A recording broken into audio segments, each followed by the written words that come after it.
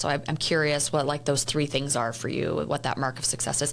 But then you also have to be a chameleon in a way, because you're dealing with tenants in apartment buildings, which is just a different class. It's a different person. How do you show up as a chameleon in your business that way? I find it interesting that you use the chameleon analogy, because prior to business, that was definitely someone that moves into town in 8th grade and then goes right into high school. You got to find friends quick, and sort of shape-shifting or molding to the group is something that has served me really well at times and has also served me very poorly at times. Sure. And I've worked on that as an adult.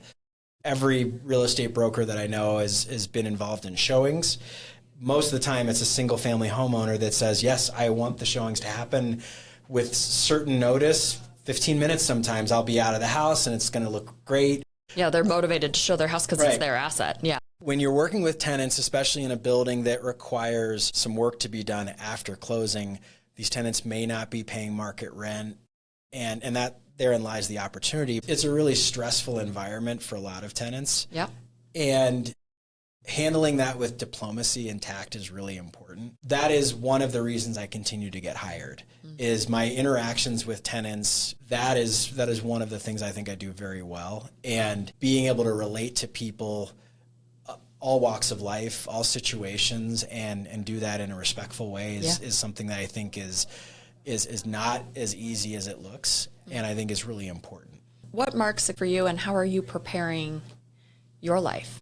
Success for me looks like having options. Yeah. People will call it financial freedom. People will call it FU money, where they can say, corporate America or whoever their employer is, I've got options, I can move on. So success really looks like that to me. We've chatted about this, having a family that desires to be around you. I mean, there's so many people who are monetarily successful or accolade successful, but they have broken marriages, broken relationships with family members. That doesn't look like success to me. Yeah. I think having good quality personal relationships is a big key, and I've been very goal oriented throughout my career. That can run counter to what's going on at home, and a good example is deciding to sell my brokerage company that was a startup and a dream that I had, and ran it for 7 years with my wife, which is a huge dream, until it didn't become a dream anymore. That's right.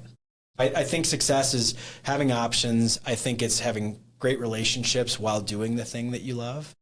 If you can make some money along the way and have a nice lifestyle, that's fun too. But I think those first two are probably more important than sort of the lavish lifestyle, which a lot of people